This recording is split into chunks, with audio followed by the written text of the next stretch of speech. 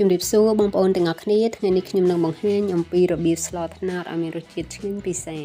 ចាហើយសម្លមួយមុខនេះផងដែរគឺពេញនិយមមែនតែនសម្រាប់ប្រជាជនខ្មែរយើង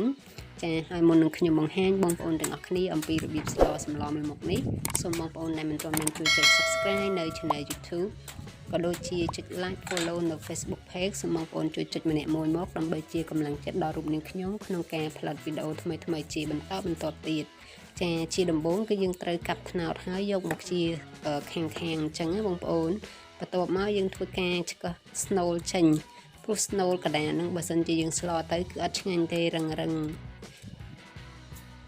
ចាបន្ទាប់មកគឺយើងធ្វើការជាមើលទៅកន្លែងណារាងចាស់រឹងអញ្ចឹងយើងចាត់ឲ្យបានស្អាតមកយើងទុកតែកន្លែងណាខ្ចីណាចាការធ្វើដូចនេះសម្លរបស់យើងនឹងទទួលបានរសជាតិឈ្ងុយឆ្ងាញ់ហើយបន្ទាប់ពីខ្ញុំធ្វើការចិតត្នោតនេះរួចរាល់មុននឹងខ្ញុំយកទៅចិតដាក់ឆ្នាំងសម្លខ្ញុំត្រូវលាងទឹកជាមុនសិនបន្ទាប់ពីខ្ញុំលាងទឹកស្អាតបាតហើយទើបខ្ញុំយកទៅចិតដាក់ក្នុងឆ្នាំងសម្លតែម្ដងហើយមុននឹងយើងចិតត្នោតគឺយើងត្រូវដាក់ទឹកនិងអង្ករជាមុនសិនឬក៏យើងអាចប្រើជាទឹកអង្ករជំនួសវិញក៏បានដែរបន្ទាប់មកគឺយើងត្រូវធ្វើការចិតត្នោតនេះរហូតដល់កន្លែងចាស់ហើយទឹកត្នោតហ្នឹងគឺយើងអាចចាក់ចូលក៏បានឬក៏អត់ក៏បានតែបើសិនជាយើងចាក់ចូលទៅសម្លរបស់យើងនឹងកាន់តែមានរសជាតិឈ្ងុយឆ្ងាញ់ហើយសាច់របស់ត្នោតហ្នឹងគឺយើងអាចដាក់ចូលបានដែរបងប្អូនតែបើសិនជាបងប្អូនមិនចូលចិត្តទេមិនចាំបាច់ដាក់ក៏បានដែរតែខ្ញុំដាក់ខ្លះអត់ខ្លះ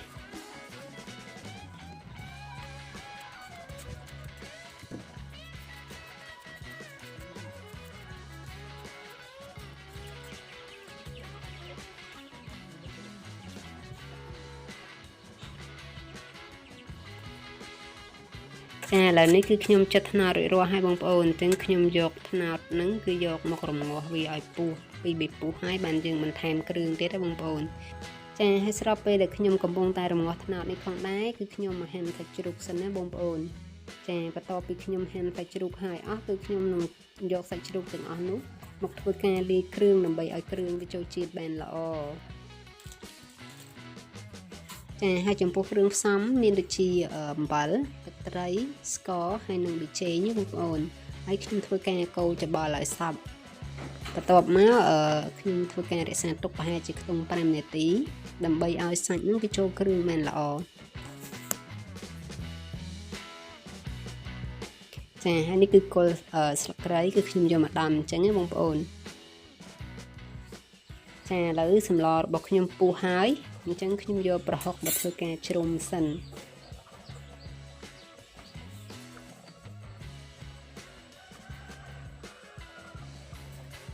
ហើយយើងជ្រុំឲ្យវារលាយសាច់អស់នេះបងប្អូនគឺយើងយកឆ្អឹងចេញកុំឲ្យមានឆ្អឹងចូលព្រោះសម្លត្នោតបើសិនជាវាមានឆ្អឹងមានអីអញ្ចឹងទៅគឺអត់មានរសជាតិឈ្ងុយឆ្ងាញ់ទេបងប្អូនវារៀងកាក់អញ្ចឹងអត់ធ្វើនិយាយទៅគឺអត់គួរឲ្យចង់ញ៉ាំបន្ទាប់មកគឺខ្ញុំបង់ស្លឹកគ្រៃចូលហើយខ្ញុំដាក់សាច់ចូលតែម្ដង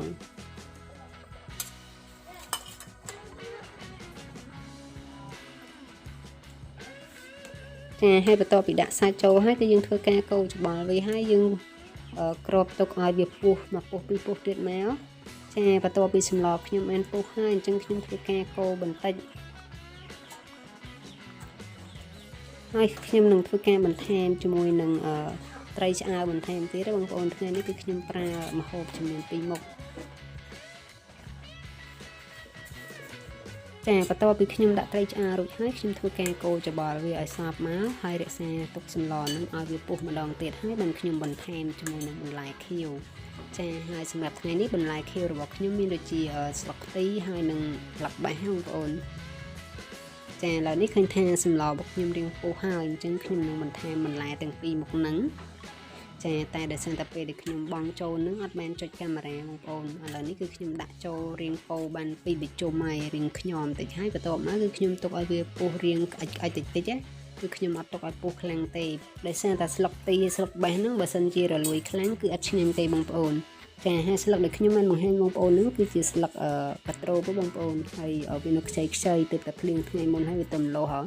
តែពេលអញ្ចឹងខ្ញុំបូតដាក់តែម្ដងធ្វើជាបន្លែដែរបងប្អូនតែបើសិនជាស្លឹកនឹងចាស់គឺយើងត្រូវយកទៅអាំងឬក៏រោលភ្លើងដើម្បីឲ្យវាមានក្លិនឈ្ងុយបងប្អូនធ្វើឲ្យសម្លរបស់យើងហ្នឹងកាន់តែមានរសជាតិឆ្ងាញ់បន្ថែមទៀតបន្ទាប់មកយើងធ្វើការភ្លក់មើលថែមថយទៅតាមចំណង់ចំណូលចិត្តមកគឺជាការស្រេចហើយចាហើយជាធម្មតាអ្នកផ្ទះខ្ញុំនៅពេលដែលស្លសម្លមួយមុខនេះគឺបាយមិនបាច់ដាំច្រើនទេដោយសារតែភាគច្រើនគឺហូបតែសម្លឯង